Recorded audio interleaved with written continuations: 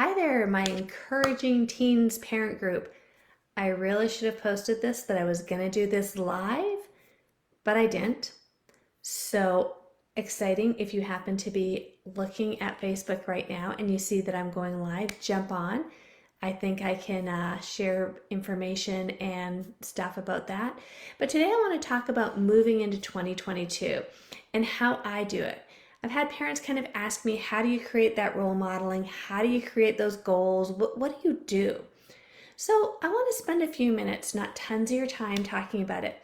The first thing I really do is I think about words for the year. I think about what am I going to work on? And I do that by going back and looking quickly through all my journal entries from last year. So all of 2021, all my journal entries of writing everything down, how I was feeling, whether it was I was thankful for something, I was struggling with something, what do I need to work on? And I kind of put those at the end, of every week or every month in my journal so I could go back and look at them at the end of 2021 and look to my future and how do I be 1% better.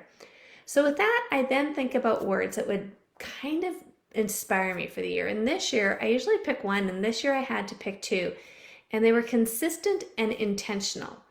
And what I want to be is I want to be consistent. I want to be consistent in my behaviors and what I do. I started working out, and I shout out to Mike Penta if he ever watches this. He got me inspired to start running and changing my mindset. And so I want to keep that consistency. And I've read a lot of books, and I've read, Atomic Habits, the 5 a.m. morning, all of those things. And they all remind me that a lot of it is about being consistent and intentional. So I want to make sure that I'm intentional, that I'm planning to run, that I'm doing those things for my fitness, for my health, and all those things.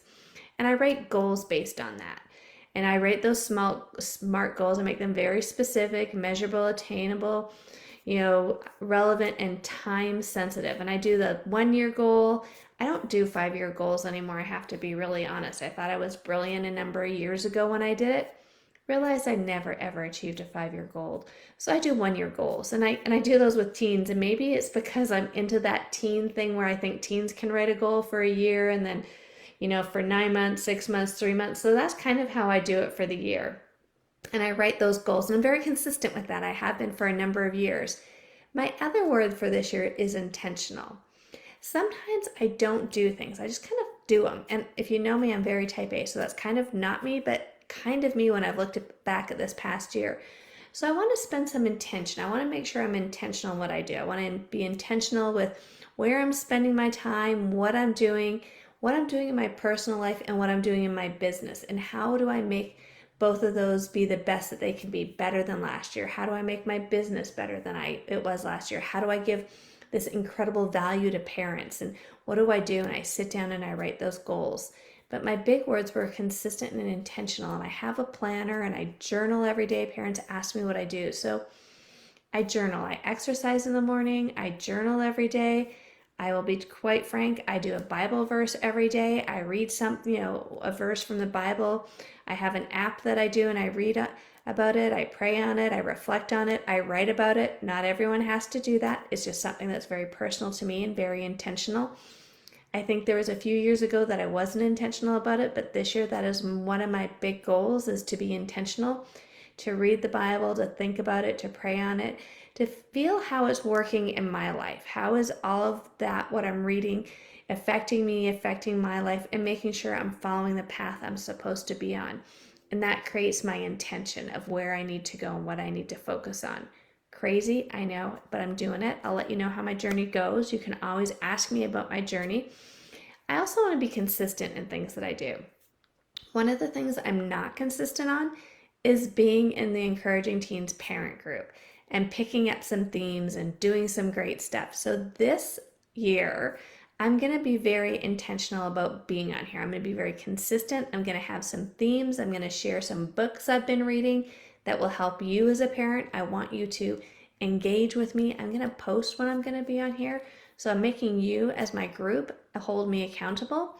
If you have a date that's really good for you, that would be great. I am thinking that it's going to be Thursday evenings, because Friday no one wants to be on a Zoom on a live watching it. And during the week we're crazy busy. I felt Thursday might be a sweet spot with sports and different things. If it's not, let me know. If it's just a couple of people, you can always watch the live in hindsight. But I want you, and I challenge you as parents, to think of a word that you're going to embody this year. Whether, there's so many words. There's responsibility, there's communication, there's patience, there's, um, athleticism, being athletic. I'm going to say consistent, intentional, compassionate, volunteering. What is your intent for the year? What do you want to do? Think of that word that embodies it. Think of some goals specific to that. Don't write 5-year goals. It doesn't work really. Write some goal. Write a 3-month goal if you're going to be intentional about something. I was very intentional about my Bible reading. I'm very intentional and consistent about working out this year. Maybe very intentional and consistent with everything in my personal life and in my company this year. I just feel that those were words that came to me after great thought, after reviewing my journal. Another thing I really encourage you to do, and I know people don't ask me this very often, so I'm giving all this free parenting advice of things that really help me. I really like journaling. When my kids were teens, I kind of journaled a bit about their journey as well. So as I was looking back every month, I could look at my kids and Rebecca or Madeline, and I could kind of see where they were struggling and what was going on. And then I madly read books, or I communicated with them when I had those fierce conversations, when I had my date night with them, when we went out for a walk, when we went hiking. I could kind of just put it out there. I could kind of, look back at my journal and, I could say, hey, I've really noticed this, past month, you've really talked a lot about chemistry, that it's really been a struggle for you. What's going on with that? Sounds really innocuous, really easy. But you know what? Sometimes our teens aren't going to share with us that struggle because they have that fear of failure. They have that fear of asking for help. We'd be hiking and I'd say that, and they'd kind of think I had this amazing epiphany, and they'd go, I am struggling with chemistry. I'm not sure what to do. And we could talk about it. We could have that conversation.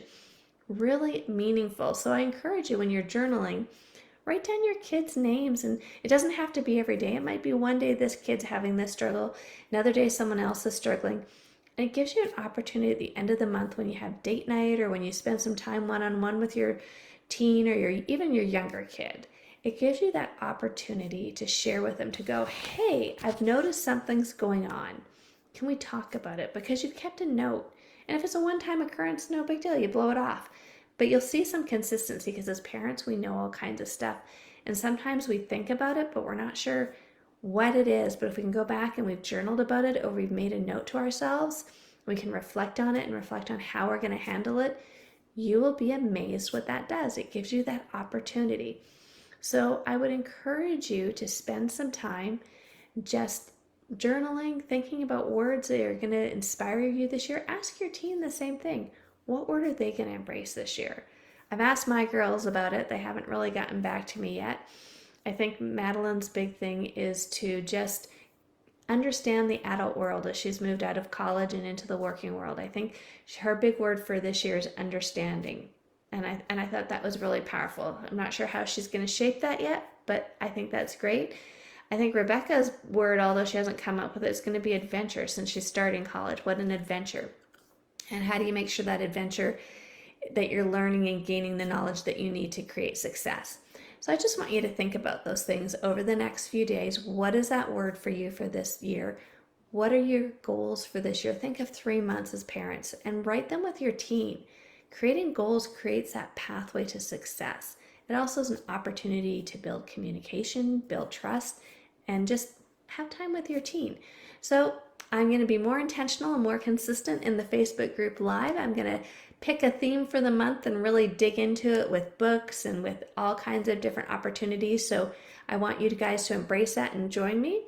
And I hope you have a great evening. I just wanted to be here briefly. And I know it's, I'm here in Florida and I'm feeling like it's a little cold, and I was wearing, so I'm sure I could look better, but here I am. I appreciate all of you here. Please share this link. Please think about what you want to ask me, and ask me away. Send me in a message so I can really talk about it and dive deep into it. I'll never say who a name is, but I usually say a parent, because we're all parents, and one asks the question, we all have it.